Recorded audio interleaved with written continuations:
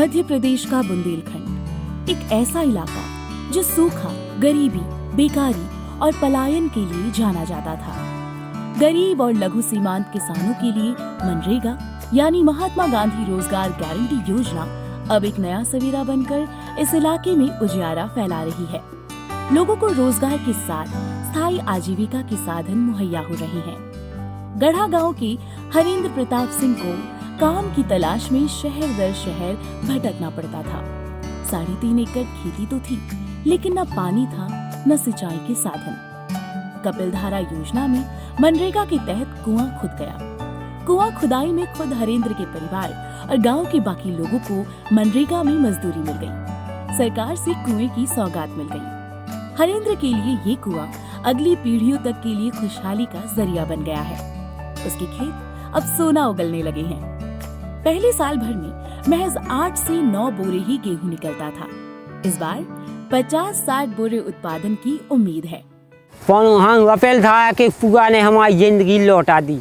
ये कपिलधारा कूप ने इस एरिया में क्रांति ला दी है।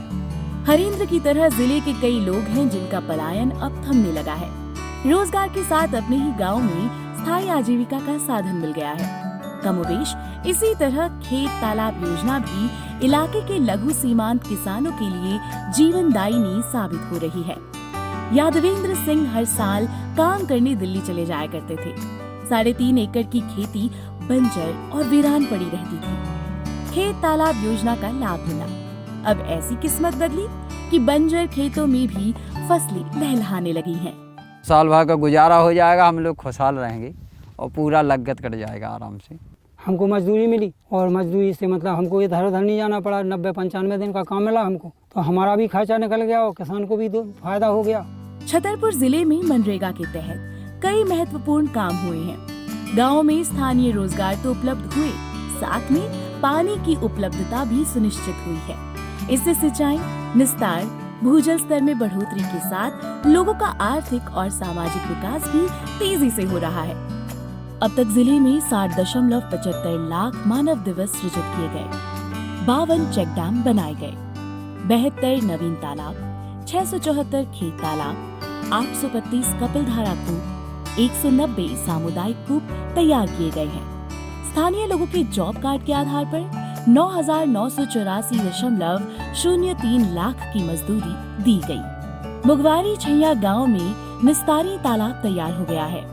इससे मवेशियों को पीने का पानी सुलभ होने के साथ आसपास के खेतों में सिंचाई के लिए पानी भी उपलब्ध होने लगा है।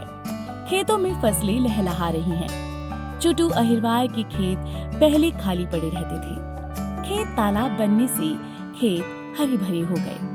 तालाब में मछली पालन से एक नई आजीविका भी मिल गई। तालाब बनने से हमारा दोनों लाभ होगा साहब। मछली भी की फायदा होगी साहब हमको और खेती की भी लाभ होगी साहब।